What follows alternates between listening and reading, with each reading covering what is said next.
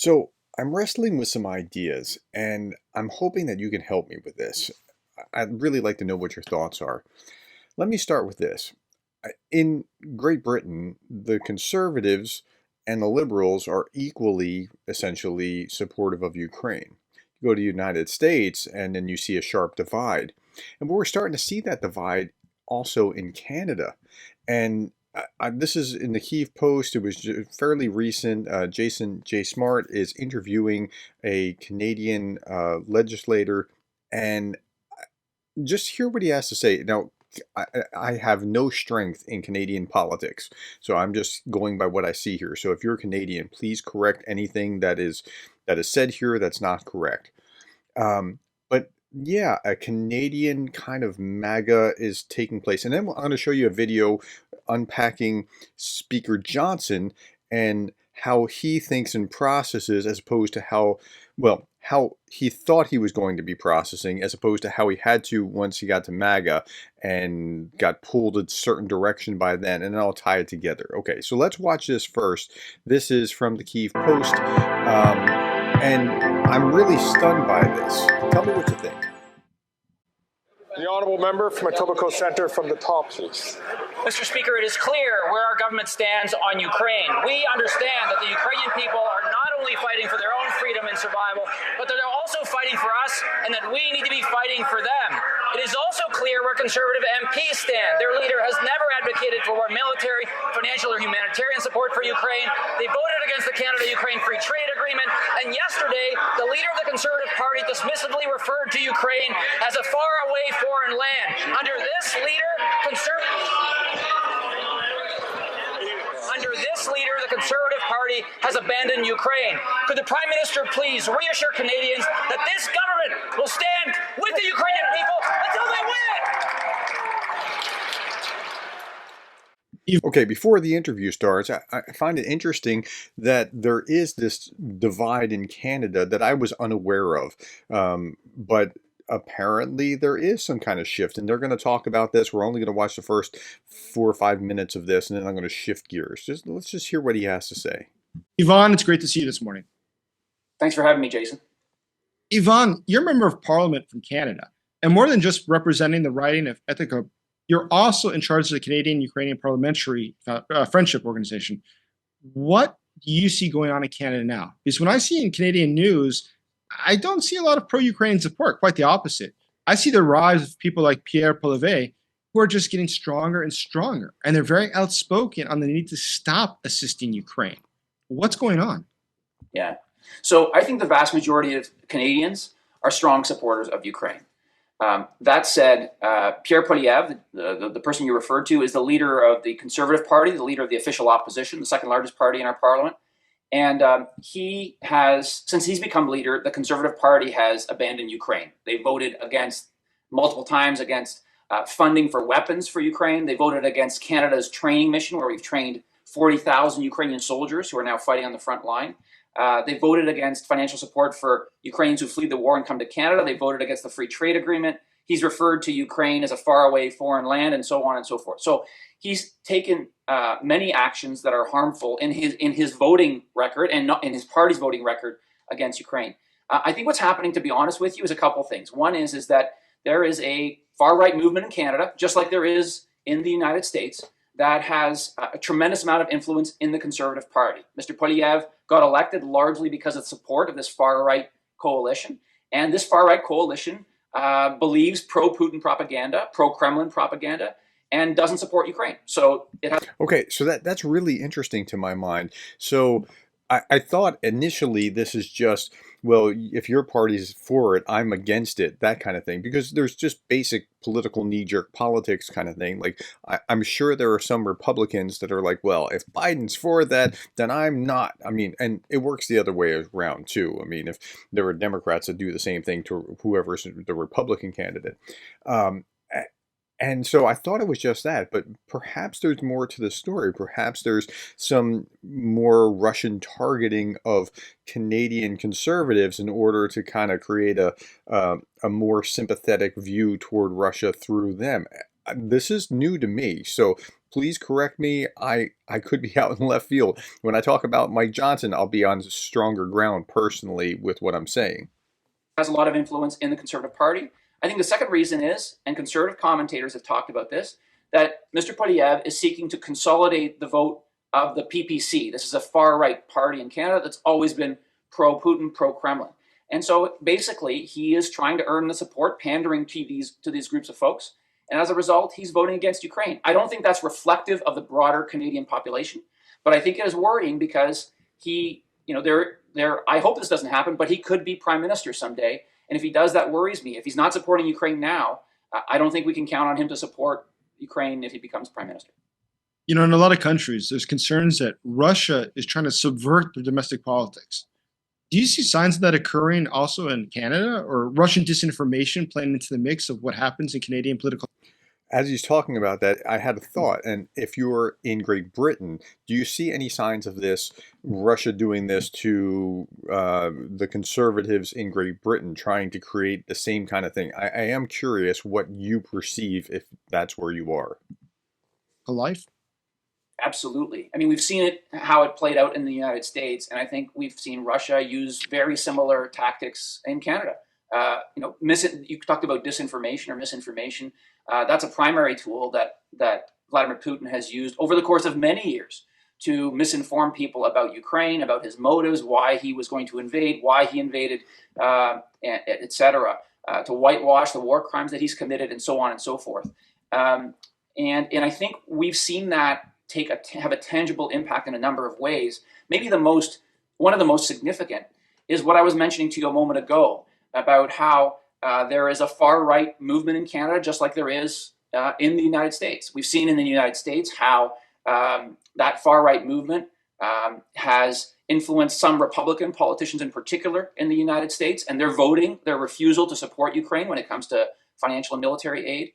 And I think a lot of that is driven by that coalition of folks, I think, has been persuaded by pro-Putin propaganda and misinformation that's been out there for years. And I think we have a very similar problem here. That misinformation has been targeted at Canadians. There is a far-right pro-Putin wing of the Conservative Party. And as a result of that, we've seen tangible impact of that is we've seen the Conservative Party vote consistently recently against support for Ukraine. And so even though the majority of Canadians support Ukraine, polls show that, and the majority of Canadians want Canada to support Ukraine, you've got that misinformation, those actions that the Russian government, that Putin has taken to influence people, taking hold and influencing the voting behavior of certain elected leaders in Canada. And that's really, really worrisome. Okay, so that is really worrisome if that is true. I don't know. If you're Canadian, tell me what you think. Put that in the comments below. I'm really, really curious. Okay, I want to shift gears and I want to compare that to where we are with Mike Johnson. I saw this, a viewer sent this to me. I tried to watch multiple news sources, but MSNBC is not my favorite. You can imagine why it would not be my favorite. But this was a really good interview, and Mike Johnson, while the people call him Maga Mike, I think he was cut out of a different cloth. He kind of overlaps with Maga, and was surprised by the opposition that he got from Maga when he was trying to do things a little bit differently, and it'll explain some of his background.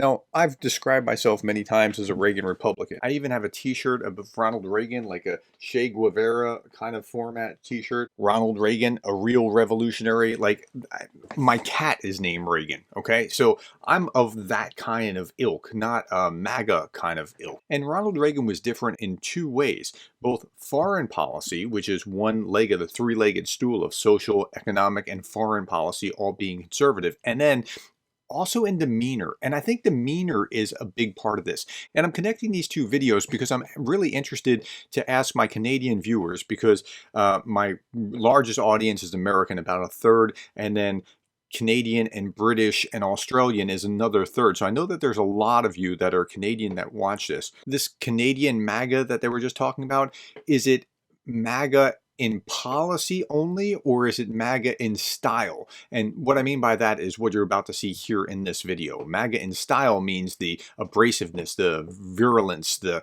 the in-your-faceness of it. Just watch.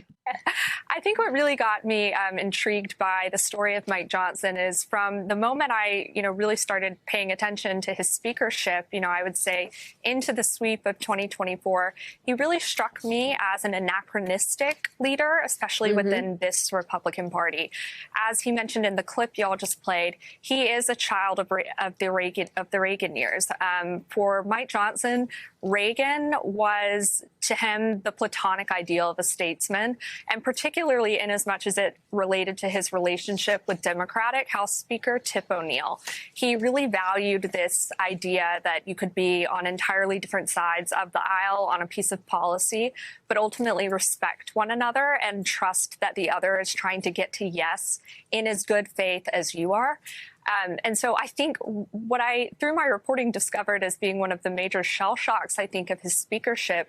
Okay, before she gets to the major shell shock, so if you don't have the background, Ronald Reagan, quite famously, got along very well with the Democrat Speaker of the House, they were clashing all the time in policy issues, but they got along just fine personally. So it was a different kind of relationship, which is quite different than the hate, the virulence, the ugliness that you see in our politics today. So that's the background that he's talking about. And for all the talk of being MAGA Mike, he doesn't really act like MAGA in the sense of like a Marjorie Taylor Greene or a Matt Gaetz or a Trump who wants to be just in your face and yelling all the time. He seems very different in temperament. Was the realization that not everyone in his own conference, we're not even talking about Democrats, was willing to work with him with that baseline understanding of good faith. And I think it's important for viewers to remember that this is not some bipartisan squish. For Mike Johnson's tenure in Congress, before he became Speaker, he voted in line with the Freedom Caucus essentially on everything. I mean, ideologically, there are very few members in the House conference more conservative than Mike Johnson, but it's the tactics and the disposition that differentiates himself, I think, from Donald Trump's Republican Party. Okay, so let's talk about that. So the tactics and the disposition, do you have to be in your face? Do you have to be yelling all the time? Do you have, or can you get along with the other side and have real agreements on places where you can find unity? That's like the old school conservative, the old school liberal kind of ways of getting along. Yes, we disagree, but we can disagree and still listen to each other at the same time. Now, he's been somewhat beholden to Trump here, but he doesn't seem to be cut out of that same cloth. So my question to you is, are the Canadian MAGA types are they just MAGA-like in foreign policy, or are they actually picking up the attitude and the disposition and the demeanor? Somebody made a comment, and I can't remember who it was, but somebody who had worked in previous administrations said MAGA is as much an attitude or a disposition as it is a policy. I think that's one of the big dividing lines between the old school conservatives and the MAGA Republicans. So, for example, Marjorie Taylor Greene puts out a tweet, "Permanent funding for Ukraine is exactly what they want, and Mike Johnson will give it to them. Peace is not an option for them because it doesn't fit the government appropriations, war, business, and economic model, which is vile and disgusting." Like, politicians have always been overblown and the way that they say things, but there's like a whole different level with the MAGA crowd than there is with the old school Republicans. Okay, and then finally make an argument, bring some data, but don't call people dumb or other more insulting things. I understand, but don't approve why kids call each other names as a substitute for actual engagement with ideas and arguments. I don't understand why grown-ups do the same thing, or why our society has become so tolerant of or numb to such imbecilic behavior. I think it really is imbecilic behavior, and we shouldn't stand for this kind of behavior from our politicians.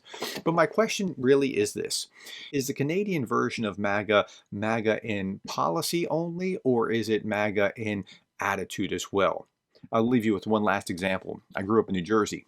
So my wife, who's from a different state within the United States, will try to mimic a New Jersey accent sometimes, and it always comes out horribly because half of the accent is attitude. She'll say, "What are you going to do?" Or, "They're all a bunch of crooks." And she's trying to mimic the sound, but when you have the right attitude, what are you going to do? Or, they're all a bunch of crooks. You can see that there's a difference. So that's my question here. What is Canadian MAGA actually like? Is it just policy, or is there also the MAGA attitude fueling it? Thank you for your time. Please answer the questions below. I greatly appreciate it. If you're Canadian, if you could help me understand. Thank you for the likes, the shares, the subscribes, and thank you for being the kind of person that cares about Ukraine.